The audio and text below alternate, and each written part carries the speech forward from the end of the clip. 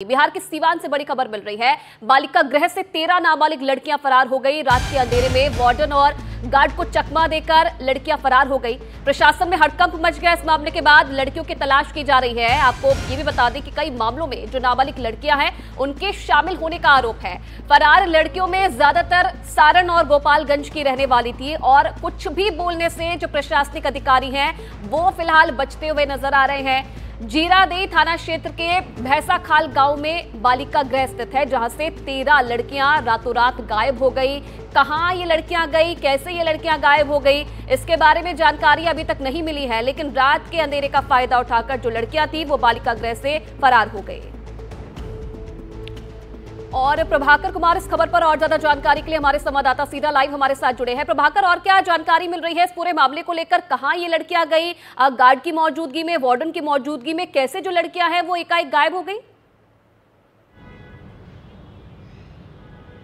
जी बिल्कुल, देखिए जो बालिका गृह होता है उसमें अमूमन काफ़ी कड़ी सुरक्षा होती है और उसमें बहुत सारी लड़कियां होती हैं, खासकर क्योंकि वहाँ फीमेल्स होती हैं, इसलिए सुरक्षा वहाँ पर ज़्यादा होती है। उसके बावजूद भी कैसे और किस परिस्थिति में ये लड़कियां वहाँ से निकल गईं, जैसा बताया जा रहा है कि वो जो बाउंड्री वॉल है उसे पार करके वो निकल गईं, तो वो कैसे बाउंड्री वॉल तक पहुँची, क्या वहाँ कोई गार्ड नहीं था, इन सारी बिंदुओं पर जाँच हो रही है। जहाँ तक प्रशासन की बात है, प्रशासन अभी परेशान अवस्था में उनको खोजने की कोशिश कर रहा है। 4-5 टीमें गठित की गई हैं और लगातार छापेमारी की जा रही है कि किसी तरह से उन्हें रिकवर कराया जाए। सबसे जो बड़ी चिंता है प्रशासन की वो उन लड़कियों की सुरक्षा की चिंता है, क्योंकि 13 लड़कियां और सभी की सभी नाबालिग हैं। इसलिए प्रशासन इस मामले में ज़्यादा चिंतित है कि वो लड़कियां सुरक्षित हों, उन्हें वापस सुरक्षित लाया जा सके। और वो जो हैं 13 लड़कियाँ वो बगल के जो ज़िले हैं गोपालगंज और सारण, जिसके छपरा बोलते हैं, वहाँ की लड़कियां ये बताई जा रही हैं।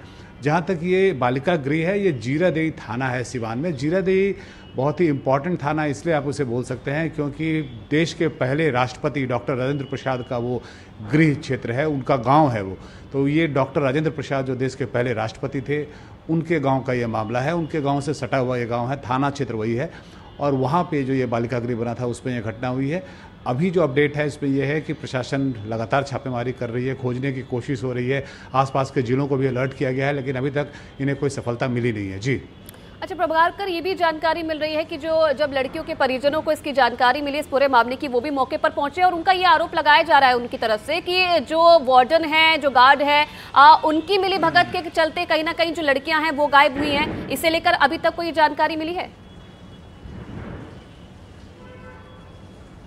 देखिए, ये आरोप उनके परिजन लगा तो रहे हैं, लेकिन इसमें अभी तक कंफर्मेशन नहीं किया जा सकता है क्योंकि ये परिजनों का आरोप है। प्रशासन इसकी जांच कर रहा है, क्या किसी की मिलीभगत से हुई है, क्या इनकी चूक थी जिसके चलते उन्हें मौका मिला भागने का।